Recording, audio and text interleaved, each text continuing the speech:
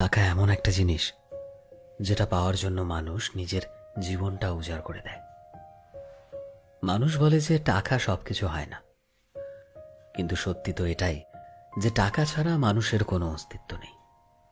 হাসপাতালের অসুস্থ মানুষটা জীবনে বাঁচা মরার সাথে লড়াই করে চলেছে, কিন্তু ডাক্তারের প্রথম কথা হলো আগে টাকা জমা করো, তারপর চিকিৎসা হবে। স্কুলে পড়লে টাকা, কলেজে শিক্ষা নিতে গেলেও টাকা, আর চাকরিতে সম্মান টাকার কাছে হার মেনে যায়।